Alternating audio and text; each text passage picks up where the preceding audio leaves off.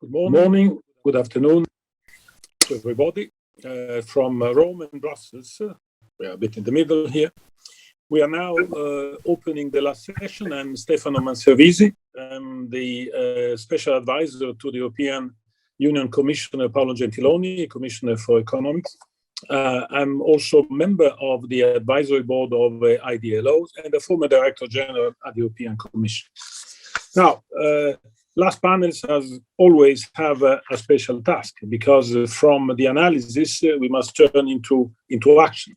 We have tried and identify some concrete path along the importance leadership of SDG 16. Now, in the first session, we have been listening to a very interesting debate about the shared fragility. So in other terms, how COVID-19 in particular has hit where already unsustainable situations were prevailing. For example, in terms of poverty, in terms of access to service, in terms of inequalities. So therefore, the discussion analyzed a bit how important is stabilization, peace, inclusive societies, and to build a form of new resilience, in particular having in mind that the pandemics has also shed light on structural weaknesses of our societies, of our institutions. So part one, fragility, and to address what has been hit very dramatically. For example, millions of people falling back into poverty, the situation in Africa, as, for example, Mr. Tete has a very clear underline. The second day, the second discussion was about the social contract, and very wisely it was focusing how to renovate, how to renew this kind of social contract, because it is exactly one of the aspects which were less sustainable even before the crisis, not only for the level of inequalities, not only because services were not for everybody. There were really a sort of social fracture because societies were cut across of different, let's say, phenomena which were widening the gap between institutions, states, and citizens. And therefore, this second part of this conference, very important conference, has focused precisely on this, how to renew this social pact. And I think this was particularly important in the light of the messages of the 75th anniversary of the setting of the United Nations, which, after all, has been built to facilitate a global social pact, if I may say. So not only among states, but also among people. And having a focus, which has been also innovated a few minutes ago, on women, on youth, on the most vulnerable, And the discussion also focused on a certain number of key dysfunctioning of present situation. For example, the dysfunctioning of justice, which is an area in which public expenditures remain incredibly low, for example, where, even the capacities of taking into consideration the different forms, the more flexible forms of credible justice, which is fundamental for the trust between the state, the institution, and citizens. And this is particularly important because we have all seen that, in the light of the impact of this pandemic, now everybody agrees that there is the need for more states, more institutions, more public intervention. Now, it is obvious that this more state and more public intervention are credible if citizens believe into the state, into the institution, if democracy is taking over again, if, ownership, if inclusiveness, if participations can be at the very heart of all this. So therefore, these two first part of this important conference have really much focus on all this. And I think that the third part should now try and build what next. And I think that asking, as it is done, which kind of contribution SDG 16 can give to the Agenda 2030 is a bit to come back to the origin, because SDG 16 has always been quite a peculiar SDG, an SDG which was cutting across all the others, was a driver and was instrumental in order to fight and eradicate poverty, in order to have inclusive society, to fight against climate change, life underwater, and so on and so forth. So SDGs is again at the center, because without a strong institutions, without a strong social pact, without transparency, without eradicating corruption, without participation of citizens, then all the other, let's say, all the other challenges will become not only increasingly difficult, but certainly not a fight for everybody, but simply something which is pushing the whole agenda back. And the Agenda 2030, in reality, since 2015, has been the first moment in which, the global community acknowledged the fact that we were living in an unsustainable world. And COVID-19 has even more amplified all this, and has put the accent on the necessity for urgent action. Therefore, this is the reason why we have now, the necessity of not only reflecting and analyzing, but we have the necessity of acting. I think that this last panel is there exactly for this, in order to, let's say, to identify concrete course of action. And we have an impressive panel for this, an impressive panel which is mixing decision makers at ministerial level, elders and wise persons, practitioners of diplomacy at multilateral level, and practitioners also of, let's say, profession which are linked to all this. So therefore, it is a unique setting in order to, let's say, identify concrete actions and to identify what could be the next step for the global community.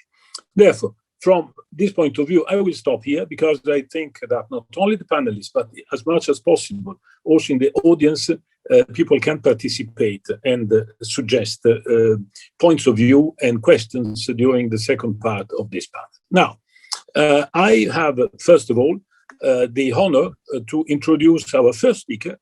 Her Excellency Mrs. Ariunzaya Ayush, Minister for Labor and Social Protection of Mongolia. So, Madam Minister, please, the floor is yours. Mr. Chair, distinguished delegates, my fellow speakers, good morning, good evening, good day to you all at all your corners of this world. First of all, I would like to extend my sincere gratitude to the United Nations Development, the United Nations Department of Economic and Social Affairs, the International Development Law Organization, and the government of Italy for organizing such an important event towards promoting peaceful and inclusive societies, providing access to justice for all, and building strong institutions at all levels. Mongolia has been making persistent efforts towards implementing Agenda 2030, and we are having also our own Vision 2050, which we have adopted last year, a long-term policy document of Mongolia.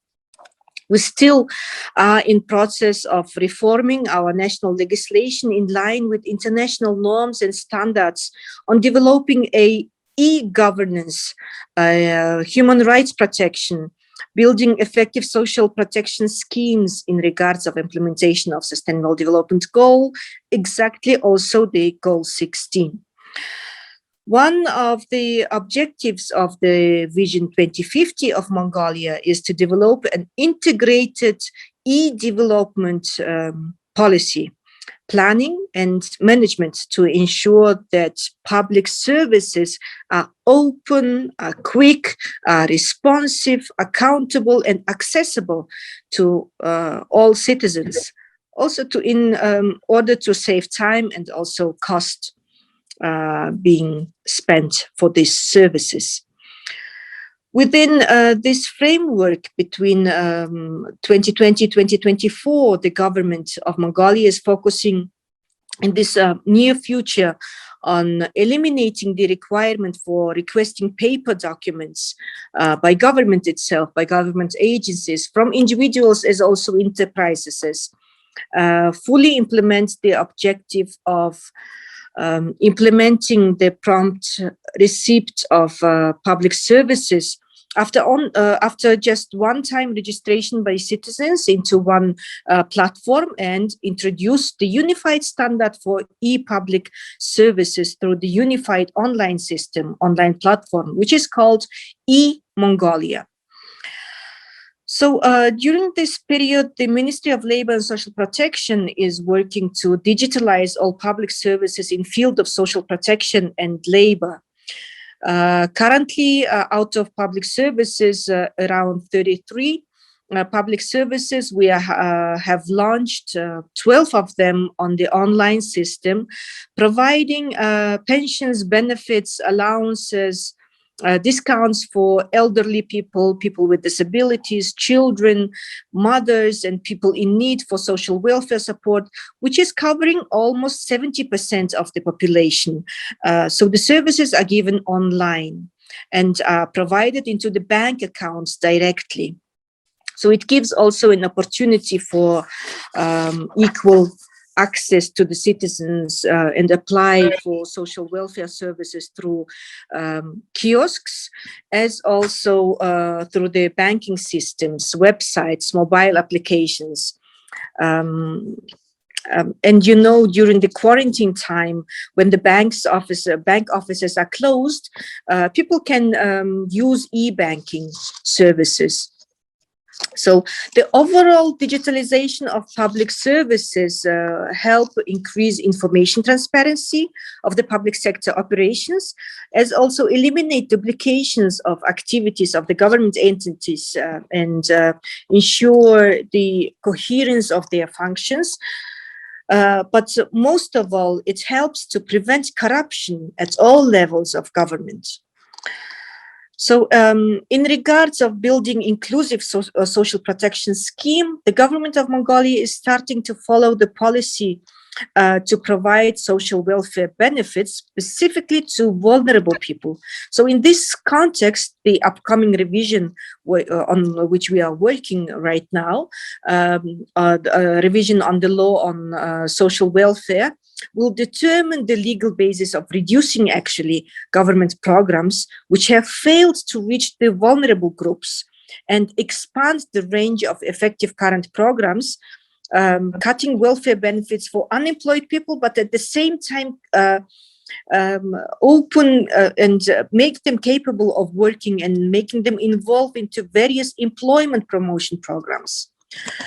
So the revision of the law will reflect regulations to identify citizens who do not have access to appropriate social services due to lack of civil documents, migration, or unregistered residence, following with the assessment of their living condition and using all the data system of the government agencies and ministries.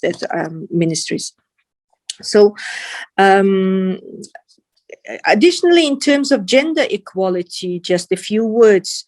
47% of total employees of our country are actually women, and they are making 63.5% of the service sector, 22% of agricultural sector. Although women play a key role in the country's economic development, the protection of women's rights and gender sensitivity in labor relations will be addressed in the reform of the labor law, taking into account their inadequate property ownership or low labor value, the low paid jobs. Yeah, these are the major actions and upcoming plans of the government of Mongolia for ensuring the implementation of the SDG Goal 16 towards creating inclusive societies, providing access to justice, and building effective institutions at all levels. So with this, I would like to stress out that focusing on the vulnerable groups at risk of being left behind will be beneficial not only to target groups' well-being, but also to the society. So we have to use all the open sources, open informations, and provide all the services to all the people. So all together aim to achieve the Sustainable Development Goals, ensuring to leave no one behind. So with this, I thank you. Thank you, Madam Minister.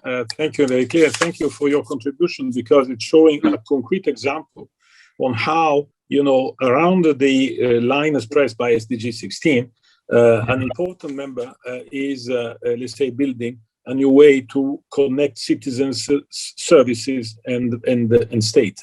And I think that this use of technology, in particular digital technology, is certainly quite effective also in fighting corruption and shedding more transparency on the activity of the state.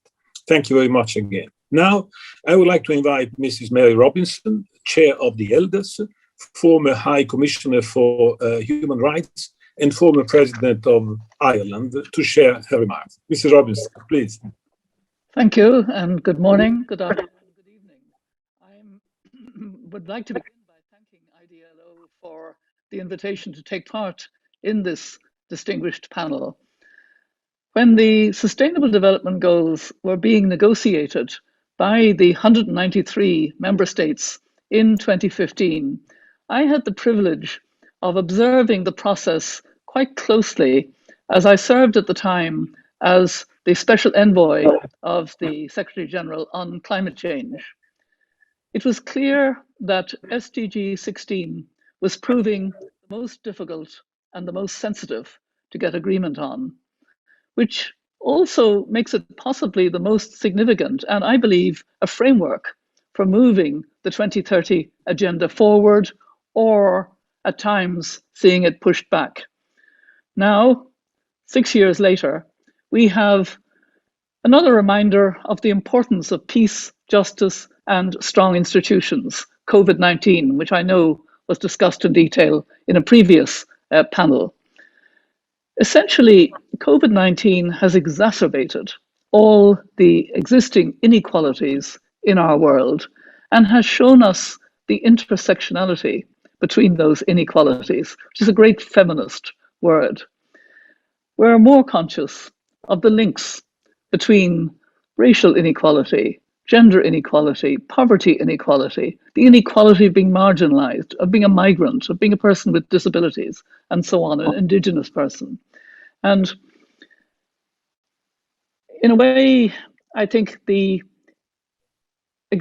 inequality is perhaps captured by the inequitable access to vaccines. We're not behaving in the way we should as humanity in tackling COVID.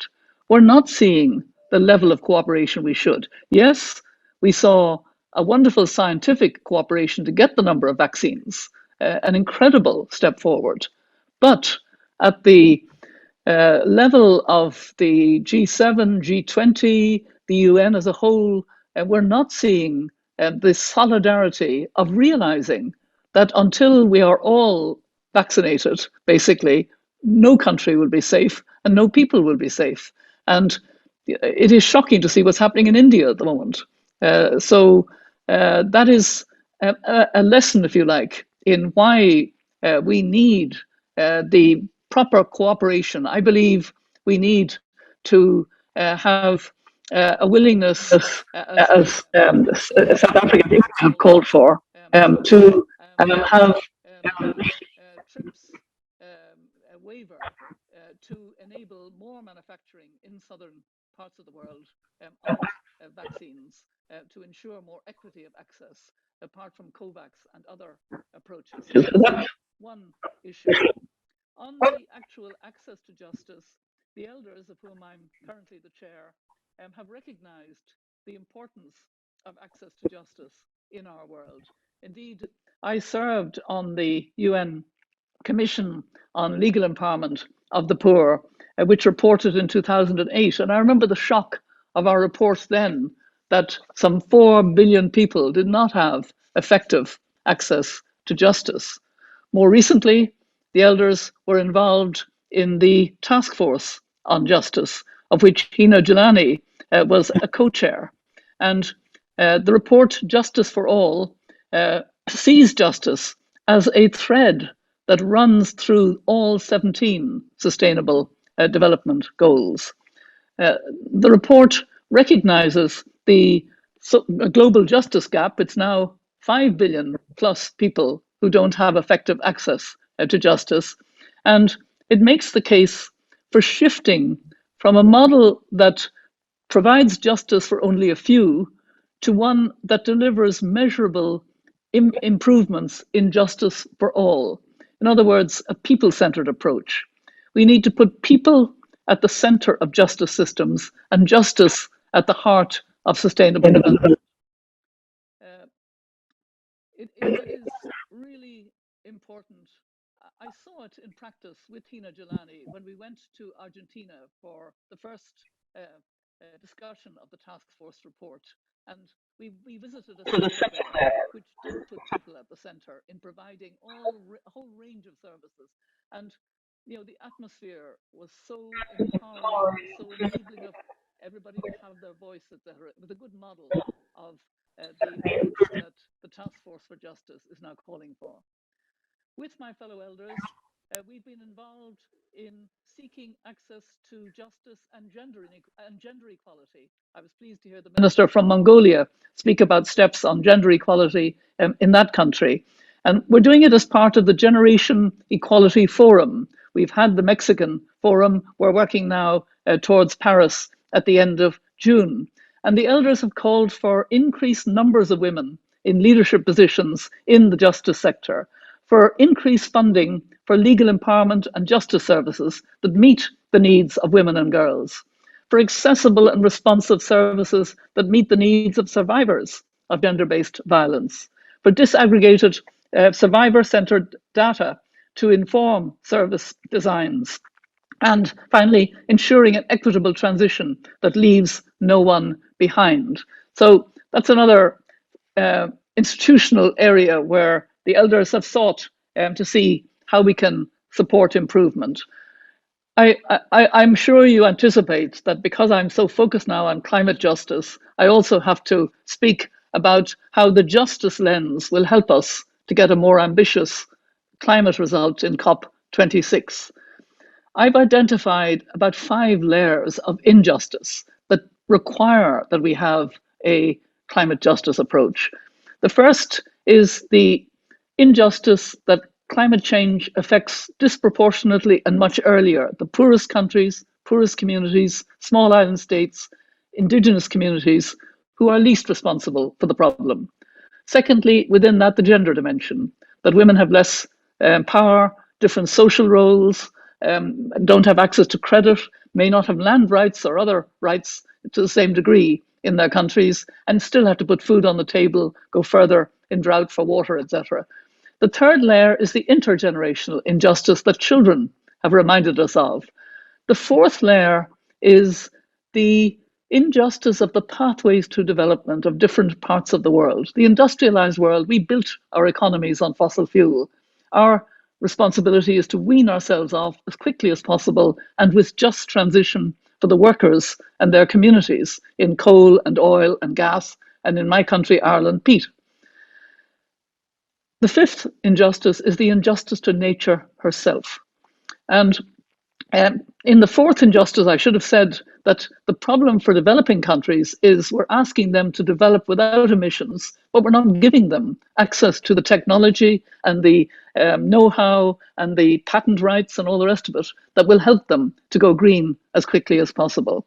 The injustice to nature is, of course, the loss of biodiversity, the extinction of species.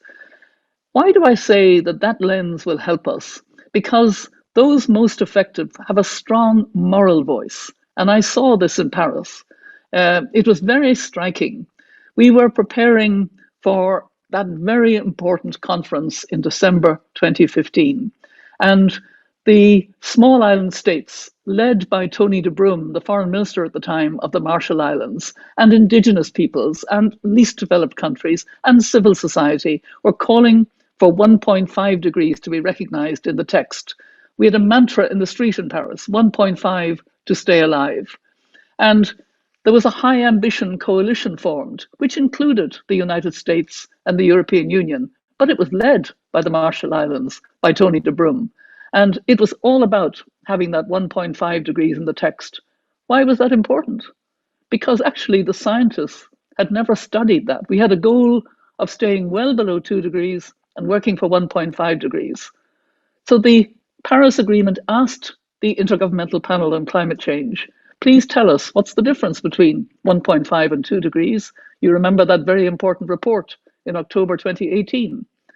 And the scientists said very clearly, we've now looked at it, and there is a big difference between 1.5 degrees and 2 degrees. Bad things will happen in that period. We may lose the Arctic ice, the coral reefs may disappear, permafrost will melt and throw up not just carbon, but methane. So the whole world has to stay at 1.5 degrees. And that's where we're moving now. And that's the ambition for COP26. We would not have had that clarity from the scientists if it had not been for the moral voices of those least significant in some ways, but actually with the great moral capacity to combine together and increase the urgency. We need developing countries, we need indigenous peoples, we need the young climate activists, we need that mobilization of civil society to get the urgency for the kind of outcome of COP that we need. It gives me hope that we are seeing it, but we're not there yet.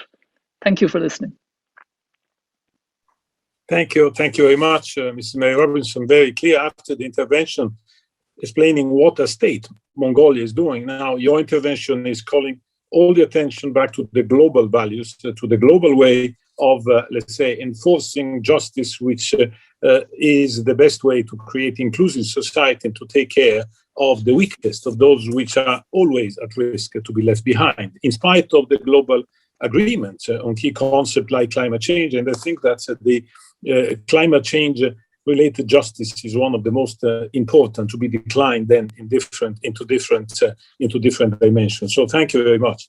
Now, I would like to pass the floor to Ambassador Stefano Stefanile, who is the Deputy Permanent Representative of Italy to the United Nations. And Italy now has a very important role, not only as always in the UN system, but in particular in this moment because Italy is chairing the G20, which is, let's say, a way to organize, let's say, multilateralism in a way which is between institutions and nation states. So therefore, it's a particular big challenge in this moment. And so please, Ambassador Stefanile, tell us a bit what Italy is doing and what we can do all together.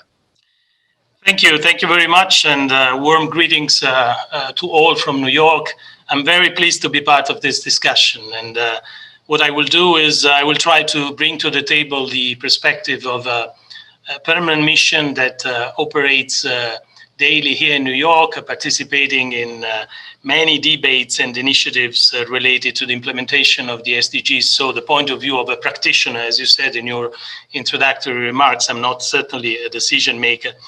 And I will also try to take into account as much as possible the guiding questions that we have been provided by the organizers.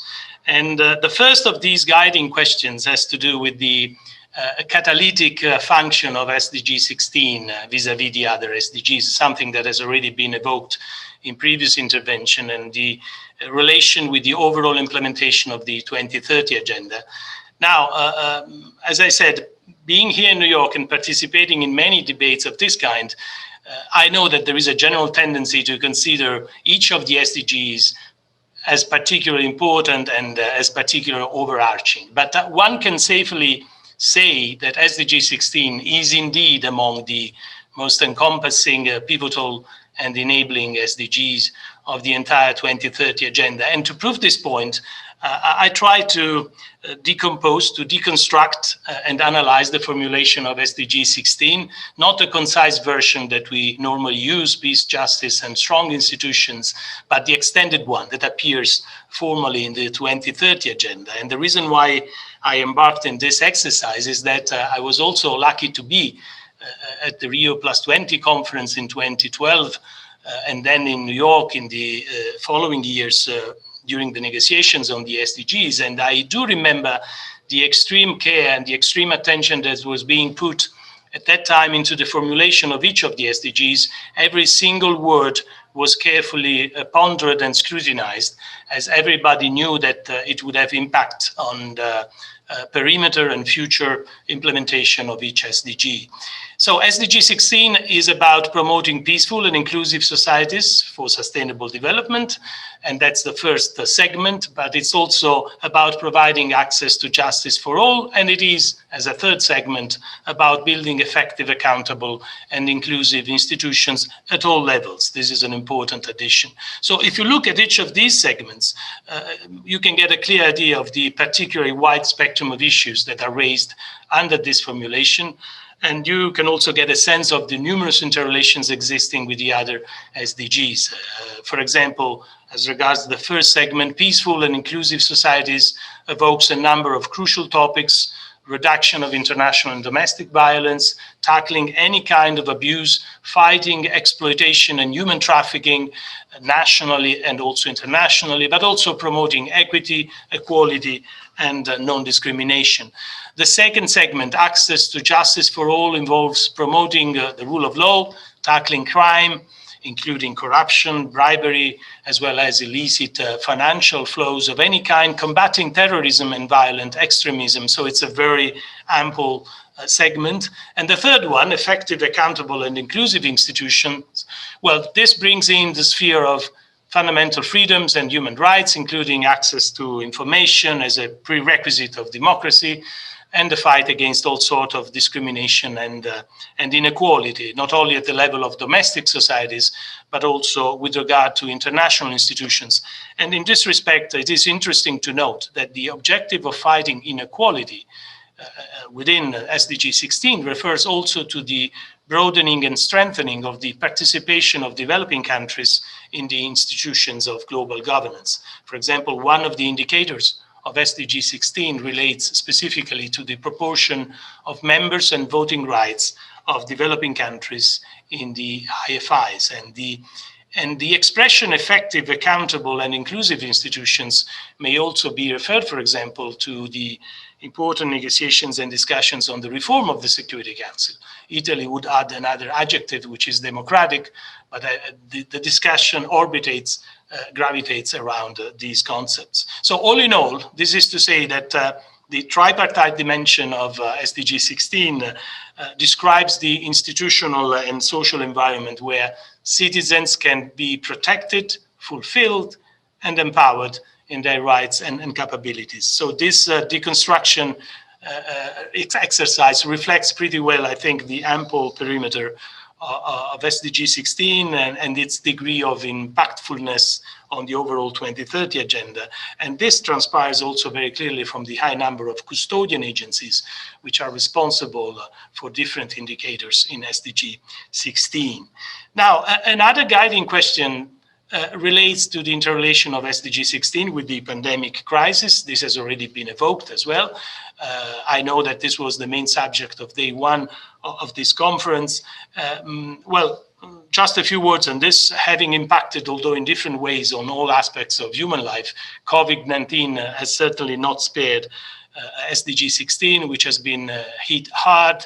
The list could be long and is before our eyes, from the increase in certain types of violence and in certain types of corruption activities to the deepening of inequalities, from the disruption of essential public services, including judiciary proceedings, to the heightening of social tensions, from the limitation of some political activities, for example, large meetings, rallies, to the postponement of electoral processes. So all this has made it more difficult to break the vicious cycle between insecurity, injustice, and inequality. It has been, in other words, an extreme stress test for our societies, which has revealed how vulnerable we can be in extraordinary situations like this.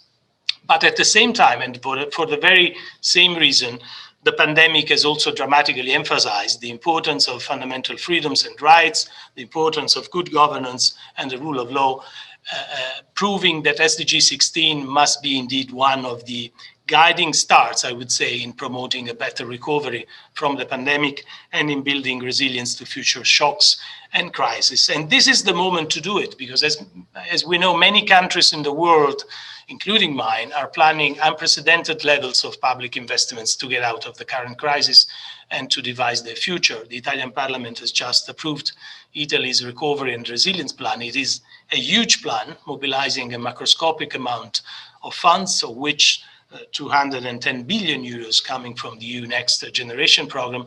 It is articulated around the 6 main missions and includes line of actions, and that's why I'm mentioning it, that are strictly related to the advancement of SDG 16, such as the reform of justice and the reform of the public administration.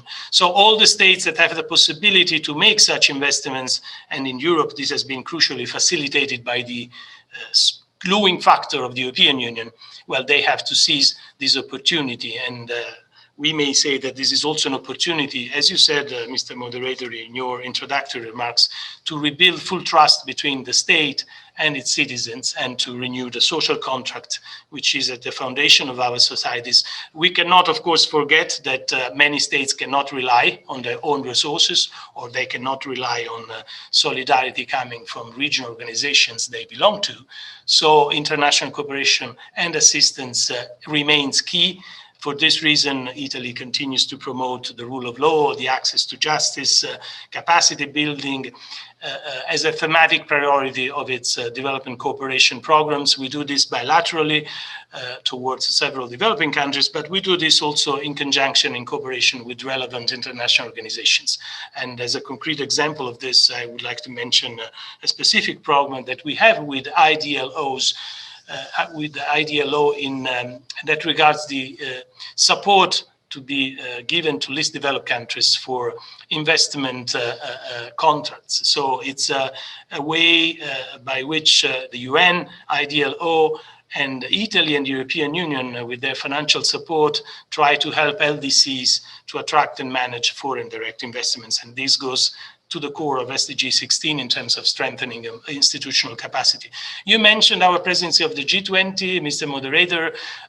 Let me say that we are actively engaged also in this context in activities that are closely related to the promotion of justice and the rule of law.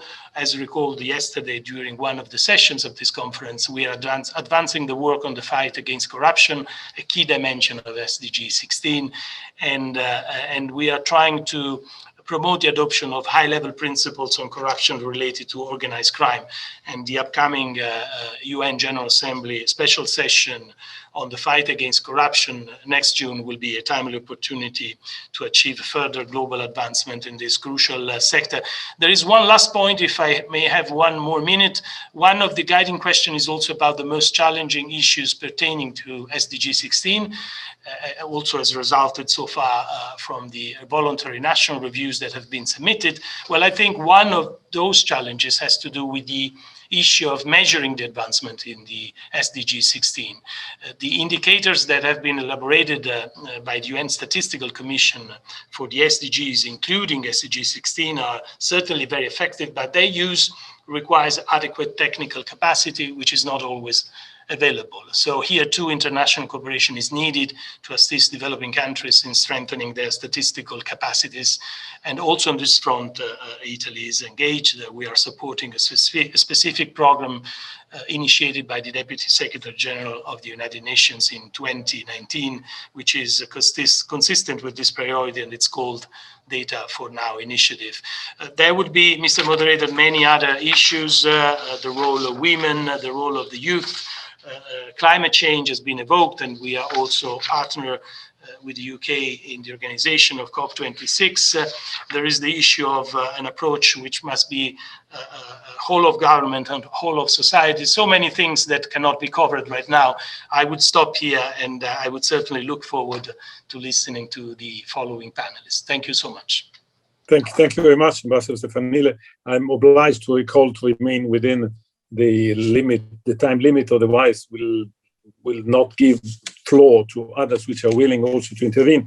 But it was very useful, your exercise of, let's say, decomposing and recomposing very well at the end SDG 16 that is absolutely central to the whole Agenda 2030.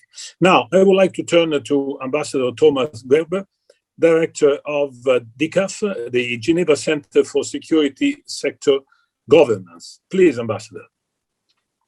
Excellencies, ladies and gentlemen, dear colleagues, it's a great honor to sit on this panel among so many distinguished speakers to discuss different ways of realizing SDG 16 and using this goal as a framework for advancing the implementation of the 2030 agenda as a whole.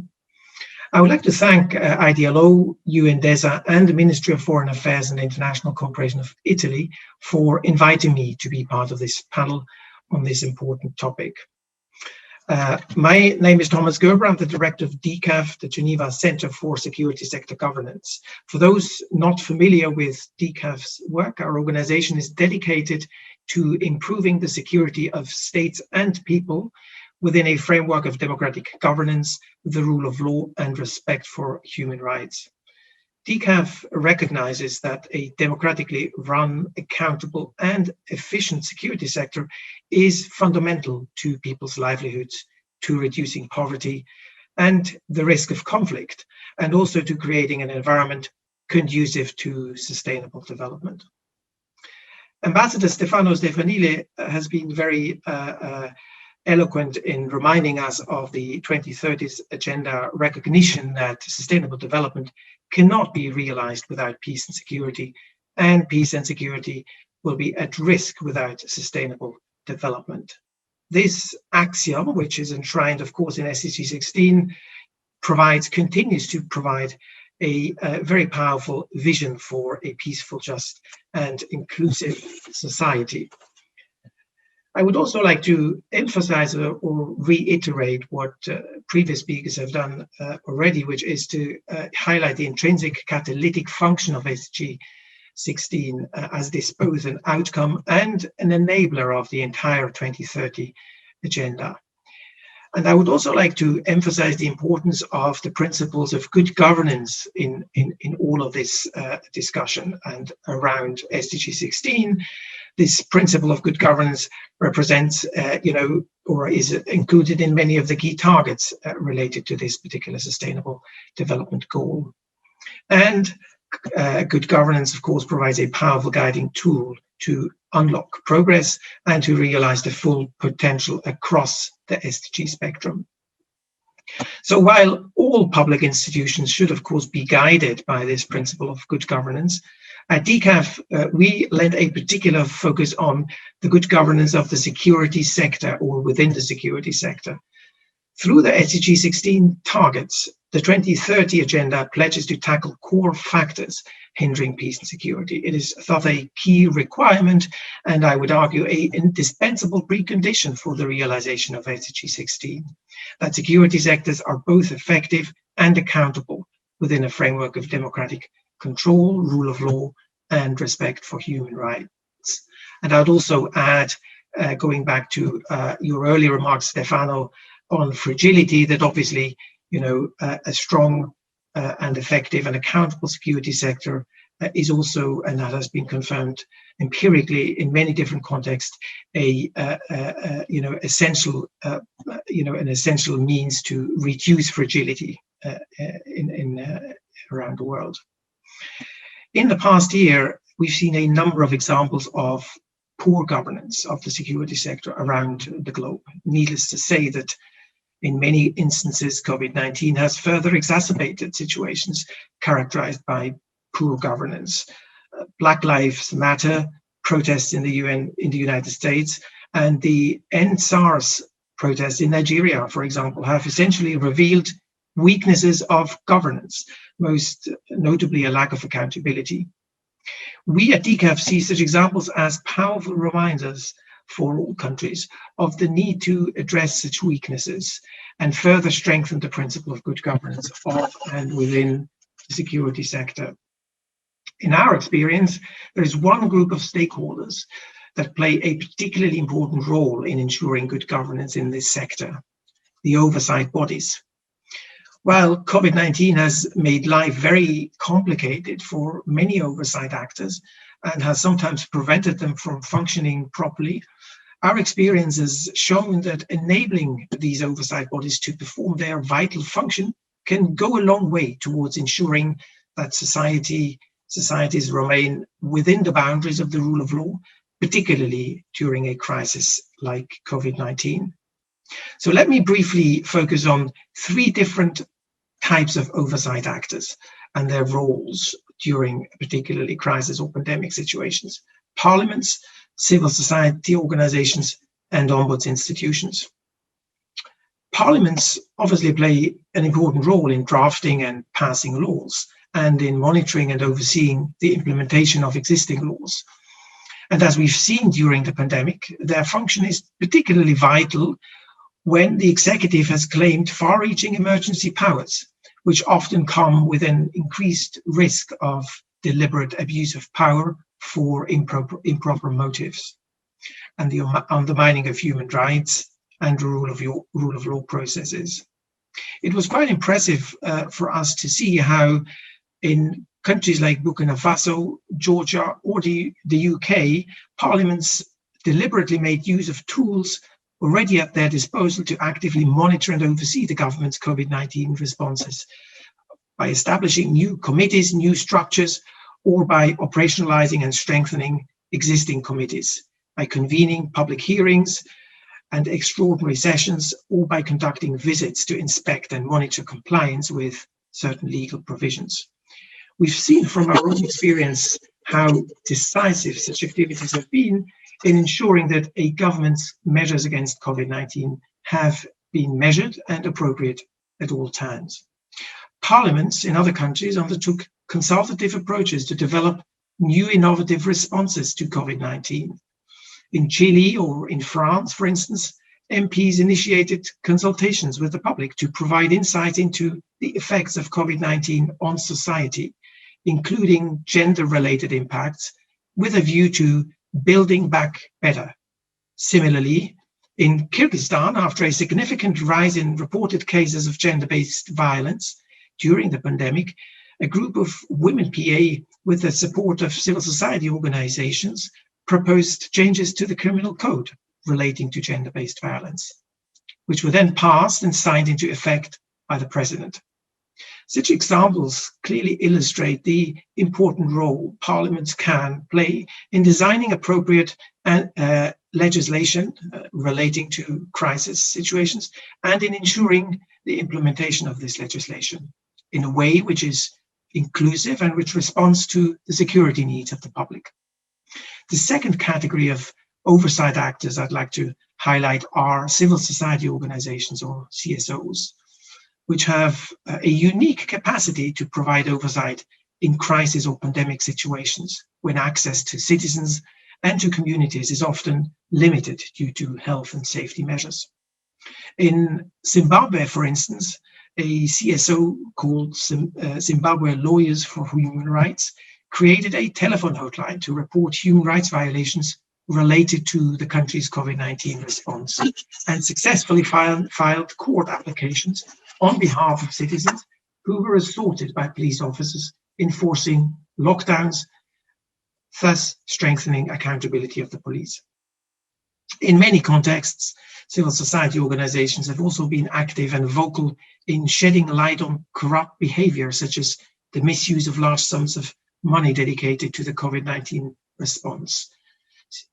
CSOs and journalists in Albania, in the United States, and in other countries have been very effective in advocating for stricter controls regarding the use of public money in designing rapid crisis responses. The third category of oversight actors are ombuds institutions that play a paramount role in ensuring that security providers abide by the rule of law and respect human rights. If ombuds institutions react quickly and competently when they receive complaints, issues can often be resolved before they develop into major problems or even lead to violence. In Georgia, to quote another example from our own experience, the ombudsman took a very proactive approach to enforce the lockdown. Security forces there were deployed to operate checkpoints, and the ombudsman visited these checkpoints to ensure that all members of the security force respected the rights of the people fully when stopping them, and that these members were observing appropriate health measures as well when doing so. In some instances, ombuds institutions had to intervene in situations of human rights breaches, also resulting from COVID-19. In South Africa, for instance, the military ombudsman was called to investigate the death of citizens at the hand of soldiers tasked with enforcing COVID-19 health regulations. But the ombudsman found that soldiers had acted improperly and recommended disciplinary measures to be taken against the implicated unit. Last year, DCAF launched a project generously supported by the Ministry of Foreign Affairs of the Netherlands, which seeks to link security sector governance to SDG 16s through the role of all of these three oversight bodies I've just mentioned. And you can find more information on all of this on our website. In conclusion, I think it's fair to say that COVID-19 has significantly magnified many challenges which already existed before the outbreak of the pandemic, and it has added new challenges on our way to realizing the 2030 agenda. In many instances, we've clearly also seen an erosion of the principle of good governance, notably in the security sector. But this period, the current period, also provides us with a great opportunity, I would argue, for change and reform, to change and reform for the better, to reinforce what you initially called the social contract between governments and citizens, and also to address the many inequalities which President Mary Robinson pointed out earlier in the discussion. Now more than ever, we must redouble our efforts to unlock the catalytic impact of SDG 16 and to harness the transformative of good governance as a guide for our more immediate responses to the pandemic, but also as a guide for the realization of the 2030 agenda as a whole in the coming years. Thank you very much. Thank you very much, Ambassador Guerber, and thank you very much for having, let's say, underlined the links in particular with the security sector and with the institutions on which we have to build, or the oversight bodies, if I may say. So this is particularly important. Now, I would like now to pass the floor to Ambassador Silvio Gonzato. Ambassador is the Deputy Representative of the European Union, with a friend and a former colleague, so I'm very pleased to host him here. I'm also a bit, let's say, obliged to say to stick to the time limit, because the discussion is very important, is very rich, and therefore inevitably we are totally off track in terms of time. But I'm sure that we will catch up. But please, Silvio, the floor to you. Thank you, Stefano. It's really a pleasure to see you and to see also my friend, the other Stefano, present here, and Mary Robinson and so many others. I'll be short because many of you have already talked about the importance of SDG 16. I think it's great that Italy, DESA and IDLO organized for the second time a conference specifically dedicated to SDG 16, which, by the way, is up for review at the high-level political forum this year. So we're feeding that into that conversation. It's good for that. But I would just point out that SDG 16 was an SDG that was pushed by the countries in fragile and conflict-affected situations at the time of the adoption of the 2030 agenda, and for a good reason. Projections now show clearly that the vast majority of severely poor people will be exactly living in fragile and conflict-affected countries by 2030. So clear for me that the topics that have been analyzed by Stefano in detail under SDG, the objectives under SDG 16, are really key to turn the tide in these countries. And that we need to develop, a strategy to and give priority to this SDG in that respect for the relaunch of the Agenda 2030. I will focus on two issues. The first one is eliminating violence against women, and the second one, which has been touched upon by many of you, is effective, accountable, and transparent institutions. On the first topic. 1 in 3 women globally will experience sexual or physical violence in her lifetime. This is a shocking data. It's a pervasive human rights violation. And it's clear that there can be no peaceful society as long as there is violence against women and young children. This is well reflected in the SDG targets. And this is why a few years back, and I don't need to tell you, Stefano, because you were there and you were the one pushing for it, the European Union created a partnership with the United Nations to make elimination of all forms of gender-based violence a priority. And we launched together with the UN the Spotlight Initiative. It was a difficult operation because it really pushed also the UN agencies, UN Women, UNFPA, UNDP, and UNICEF to work in a much more integrated fashion, not something that perhaps they were not so used to, but is now part of the development system reform agenda, and endowed this partnership with a considerable funding, 500 million euros, and focused on the African, Latin American, and Asian continents. Since then, we built a considerable network of projects that are making a difference on the ground, but it goes beyond the projects. I think we haven't just funded projects that go for the benefit of women and young children. It also has created a community of people that are engaged and committed to fighting gender-based violence. And I remember participating in a meeting at High Level Week, the 74th High Level Week, the last High Level Week we did in person.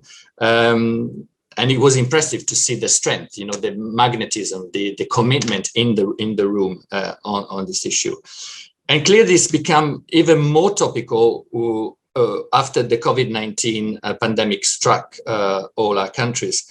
And there we worked with the implementing UN agencies to steer the funding that we had and redirect funds to where women needed them most in the face of new and dramatically increased challenges. We know that since the outbreak of COVID-19, emerging data and reports have shown that all types of violence against women and girls, particularly domestic violence, have intensified.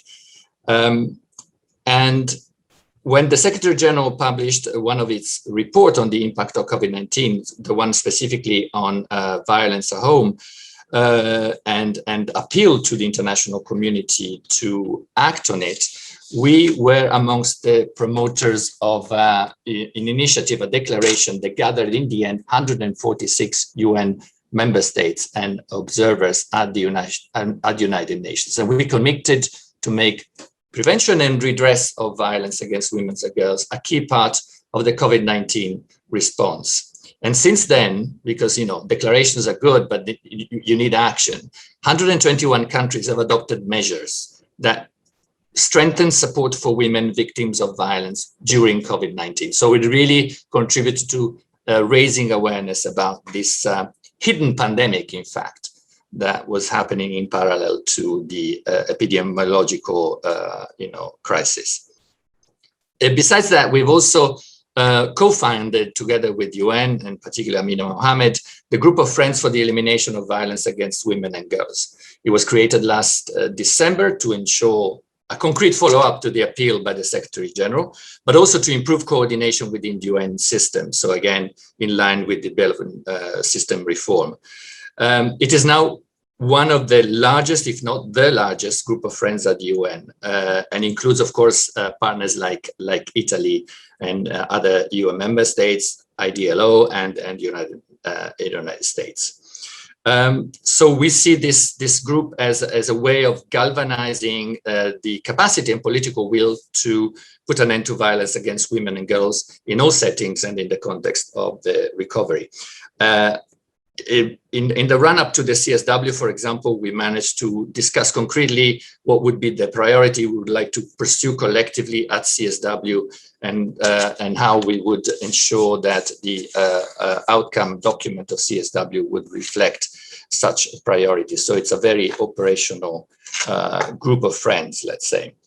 The second area is promoting effective, accountable, and transparent institutions. You yourself, Stefano, at the beginning said how important it is to rebuild trust in our governments, in our institutions. And I have to say that talking to people, you see how the COVID-19 crisis has somehow undermined that trust.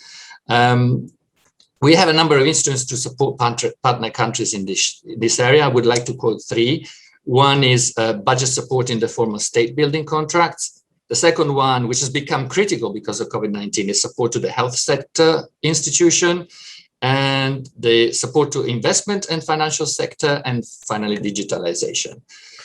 The budget support for state building contracts is something that we have deployed for fragile and conflict affected countries, is there to build the capacity of governments to fulfill their core function, which is part of the social contract that ensures the cohesion of a country. We've been implementing it since 2012, and it aims at basically assisting and building the government capacity in relation to democracy and the rule of law. This is quite key, but also the provision of basic social services and macroeconomic and fiscal stabilization and public finance management.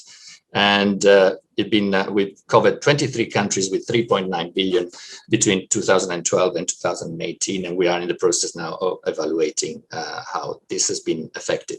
The second sector is health. There, since the outbreak of the pandemic, we've redirected some of our funds through the Team Europe approach towards the health sector and making health sector more resilient. Now we have a new budget for 2021-2027, which foresees specific action specifically to build resilient and inclusive health systems and help develop local manufacturing and production capacity and stronger pharmaceutical regulatory frameworks in Africa. So it's a really integrated approach.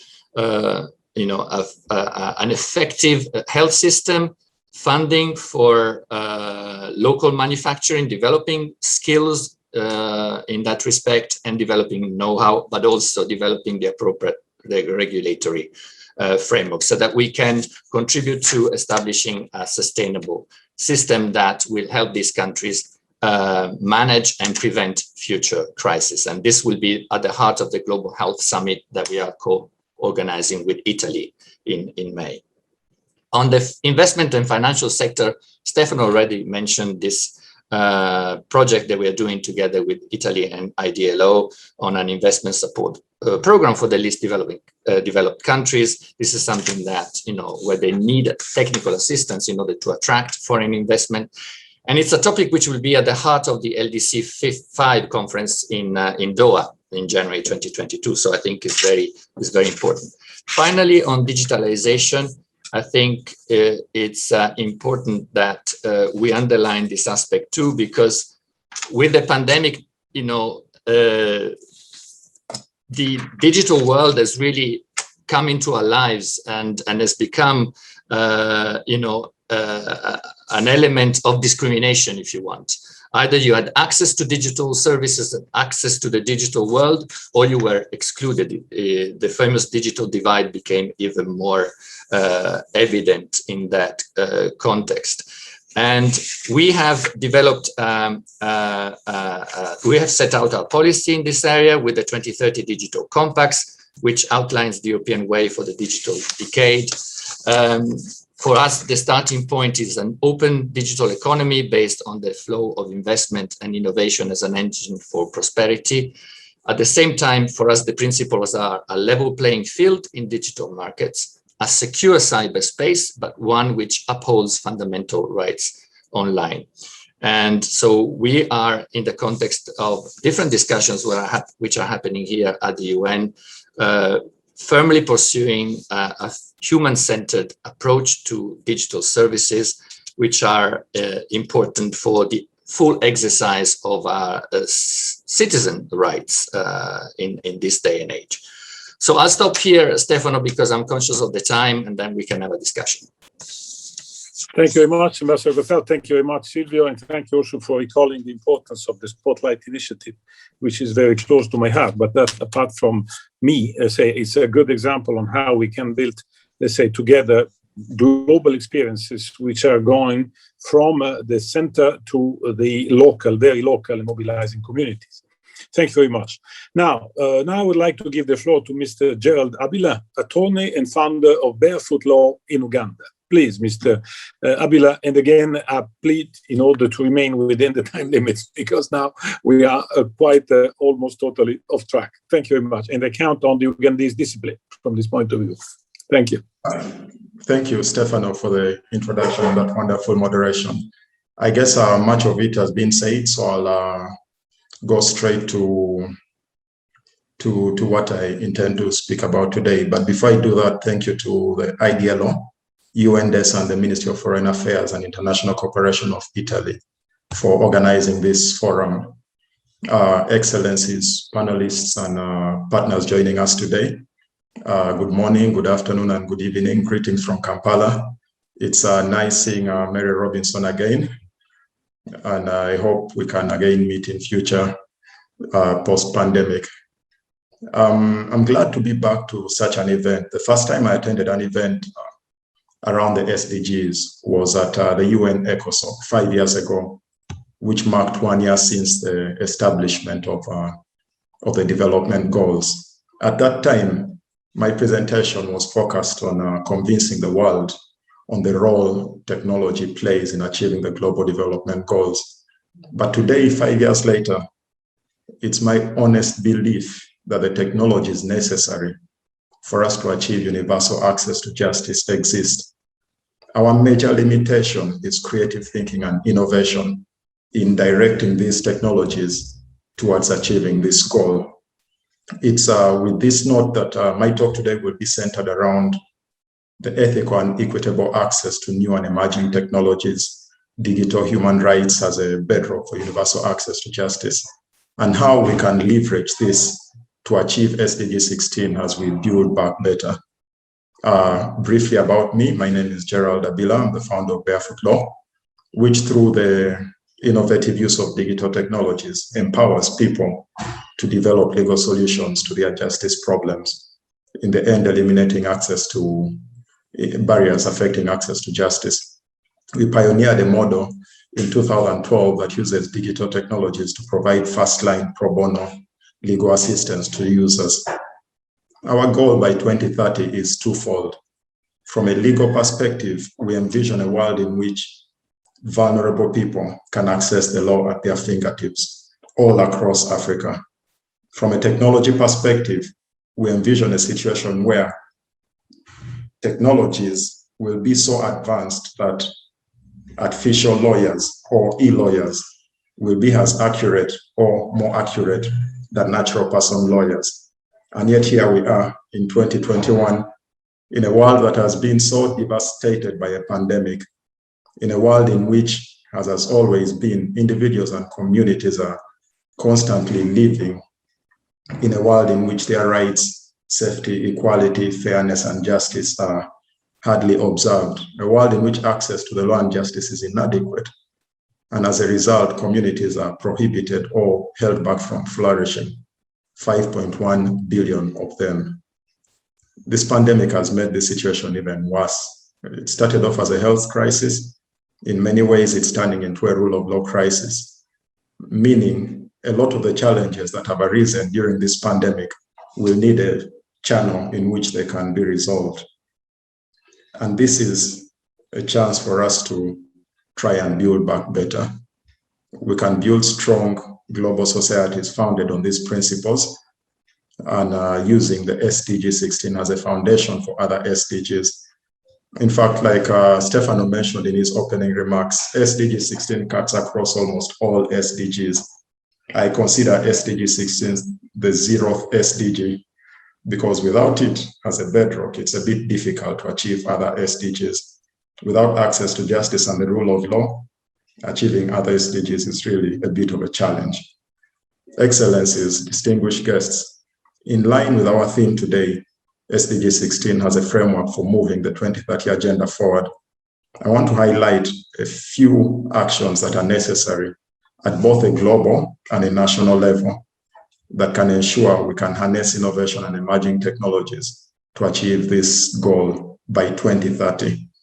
But before I go there, I was privileged to listen to the head of the World Health Organization, Dr. Tedros, I think it was on the opening day. And in his presentation, he spoke about the disruptions the pandemic had caused and has always been a strong advocate for the equitable access to vaccines for all, for people on the other side of the world, people like me. This point was also stressed by my fellow panelist, Mary Robinson, to ensure equitable access to the vaccine for all. But if there ever was a lesson, an important lesson for us to learn from this pandemic, it's that, like the vaccine, equitable access to new and emerging technologies benefits humanity as a whole and is fundamental towards achieving the development goals. It's from this point of reflection that I would like to propose a few actions we can take from a national and an international perspective. From a national perspective, I believe that to leverage these innovations, we must join efforts to ensure there is an element of creative thinking and flexibility in all the sectors across governments, including the overlapping roles. Governments themselves ought to act as an enabler of this innovation. For us, when it comes to SDG 16, governments should act as an enabler of innovation in the justice sector and decentralize, where possible, the administration of justice to formal and informal justice systems. Governments need to, again, and I stress this, encourage creative thinking and innovation. And this creative thinking should stretch to legislation in the laws that they make. The laws should be able to promote and not stifle this process. For civil society, we ought to collaborate in the exchange of ideas when it comes to achievement of SDG 16. The private sector ought to be engaged and encouraged to fund initiatives that are designed towards ensuring access to justice for all. We know access to justice, at least for me, is the 0th SDG, and yet it's one of the least funded. And I guess there's a role private sector can play in that. From an international perspective, through the advocacy and development of new technologies to combat injustices, we can see firsthand that the biggest injustice that will arise out of this approach will be from the unequal distribution of the benefits of these technologies. In fact, Ambassador Silvio Gonzato touched on this in his presentation. But I would like to take this a bit further and call for a new covenant on digital governance that's founded on the Dutch Tool Declarations. Tool declarations are a set of guiding principles agreed to by practitioners in the areas of machine learning, artificial intelligence, academics, and social sector actors that are designed to ensure the benefits of these technologies are available to all and they enable us to build back better. Briefly, it's a set of 5 principles, and it includes operating these new technologies within a fair and ethical framework, making these technologies accessible, and I guess there's a lesson we can learn from the vaccine, deploying these technologies across various settings and communities, and this includes expanding on connectivity. Good data, but while we are gathering this data, we must ensure the protection of privacy. And lastly, fostering deep partnerships that encourage collaboration from the south to south, from the north to south, across sectors, across economies. And on reflection, I would like to end by leaving us with a few questions to think about. From an international perspective and from a local perspective, we should think about these new and emerging technologies that are going to form human rights in the near future. How are we going to ensure equal access to them? I mentioned the Dutch Tool Declarations, but how are we going to put these into practice? How are we going to ensure these technologies bring about more equity in society? There's equity or inequity or inequality across geography, across economies, but also across within economies themselves. You have the haves and the have-nots. Women, youth, children are usually left behind. So how do we ensure equitable access for those vulnerable populations to these new technologies? And then finally, and I would like to expand this across all the SDGs, how do we scale these technologies to meet the most pressing development challenges of our society? And I guess the primary challenge for me is access to justice and rule of law, which forms the bedrock of the rest of the SDGs. I look forward to an engaging conversation, and I thank you all for listening. Thank you very much, Mr. Abila, and thank you for presenting the point of view of those that are using justice, and therefore from, let's say, with the bottom, and how to make credible a certain number of, let's say, commitment and principle. Thank you very much.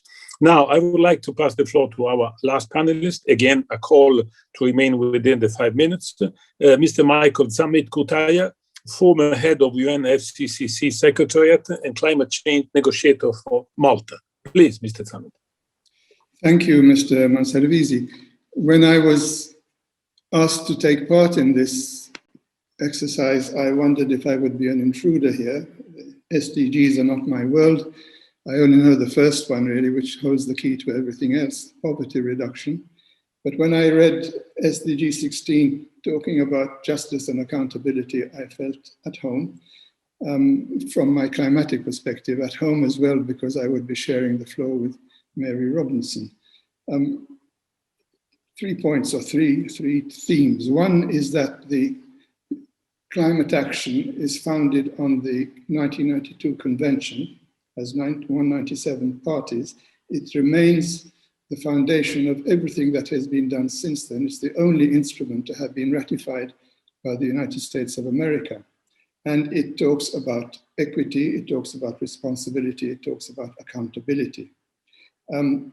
Unfortunately, the way the discussion has evolved in order to keep the US, among others, on board, has, in the words of an academic friend of mine, somewhat sidestepped the lines taken in the initial convention. Geopolitics have focused more on present emissions, on future emissions, and less on the impact of historical emissions of gases which remain in the atmosphere for a century or more.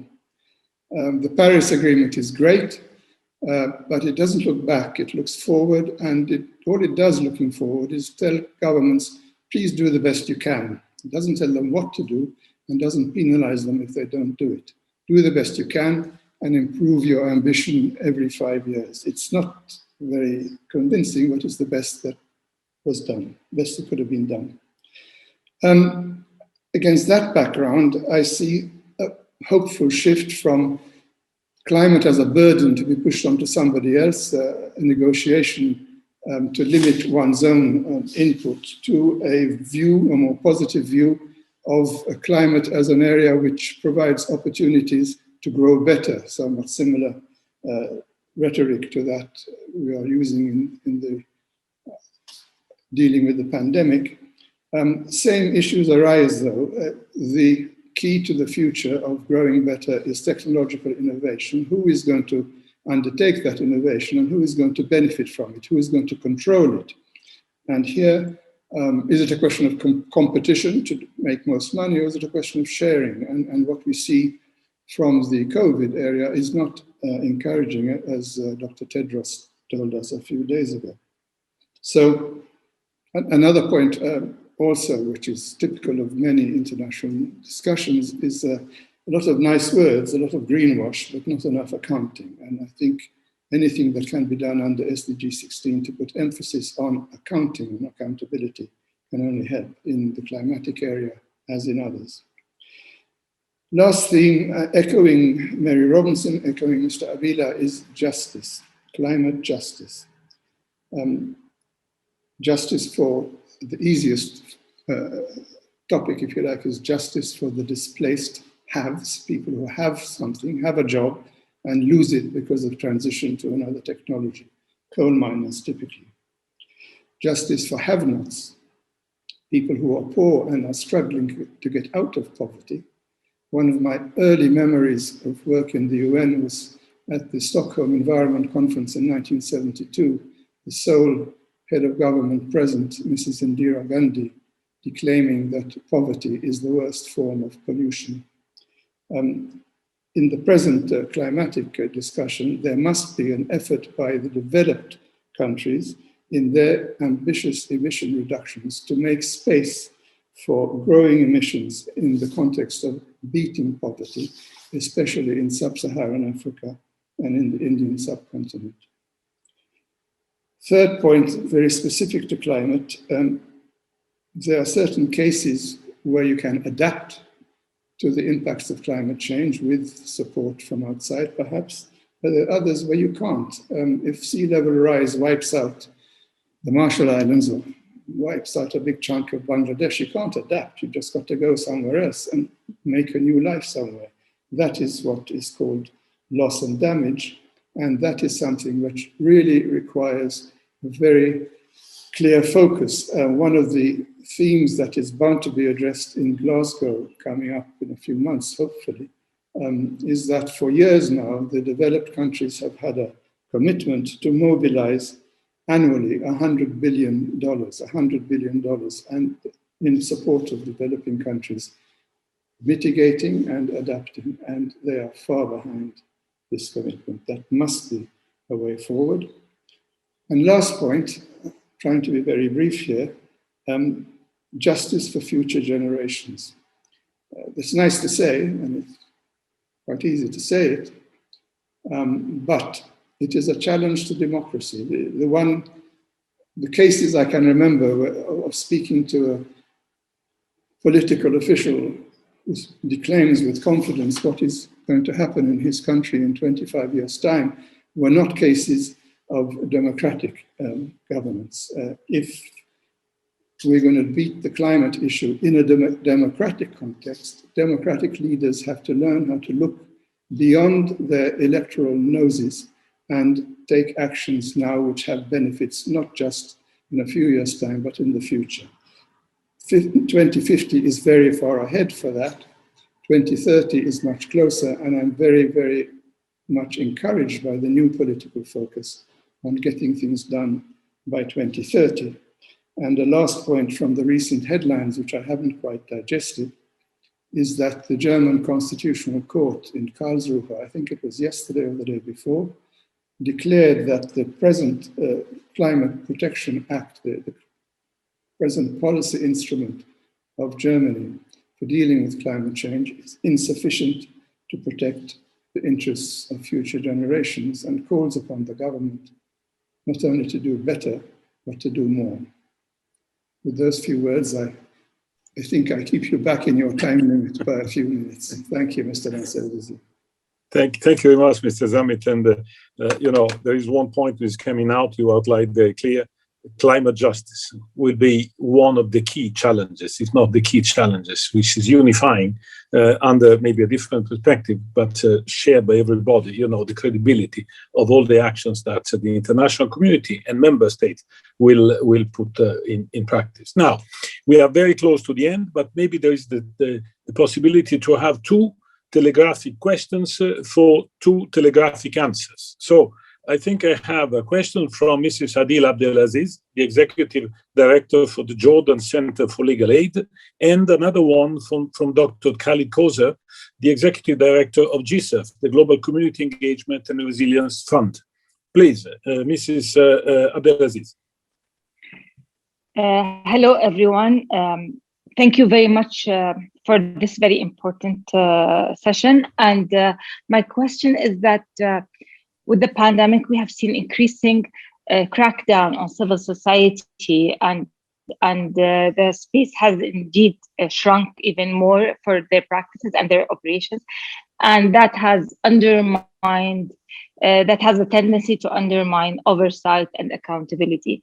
My question is, what is the role of international donors, UN agencies, and other international organizations in protecting the civic space not just throughout their conversation and interaction with the governments, but also by reviewing their own practices, which we have seen in many cases create an additional pressure on civil society, either through a selection of programs that are not as problematic to the government, or by filtering out organizations which are looked upon by the governments. Thank you. Thank you very much. And now Dr. Khalid Kozer, please.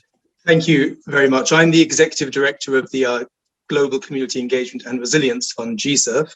We're a global fund supporting local initiatives to build community resilience against violent extremism, a significant obstacle to achieving peaceful and inclusive societies around the world. We're trying to turn the vicious cycle of violent extremism in communities where inequality and exclusion breeds the resentment upon which violent extremists prey into a virtuous cycle, where communities are resilient against violent extremism and can prosper. I'd be very interested to hear from any of the panelists what they think are the most effective national and international actions to prevent violent extremism between now and 2030. Thank you. Thank you very much, Dr. Kozer. Now, to the panelists. Two very clear questions. One is about cracking civil society, which is unfortunately a reality which is somewhere even growing. And the second is how to, let's say, turn the vicious circle of radicalization, let's say, of violent extremism into, let's say, a moment in which the social cohesion, as we have discussed, within a new social contract can consolidate on the other side, you know, the resilience of societies. Who wants to take the floor to reply? Maybe President Robinson. Yes, thank you. I was particularly interested in the question from from Jordan about the shrinking role and shrinking civil space for civil society and the role of donors in reviewing their policies. I think there is a tendency, there's a tendency even at the UN to kind of play safe with governments in what they support and not actually help civil society to be more challenging. And I think that is a problem. And I think it's a fair point. And I think there is a need for more courage at times in the UN organizations, insofar as they are supporting building capacity in developing countries through various programs, but also international donors should be more aware that they need to be close to and encourage civil society and try to further the people's sense of the programs they want to see put forward. I certainly know from my own experience, briefly, many women's groups would say, we have to contort what we want to do to fit the donors program. This isn't really what we want to do, but in order to get the money, we have to do it this way. That's not right. Thank you. Thank you very much. Now, there's also a question about violent extremism. Who would like to take the floor? We have 3 minutes left, 2 minutes and a half. Silvio, Stefano, Stefanile, Ambassador Guerber. Stefano, very briefly.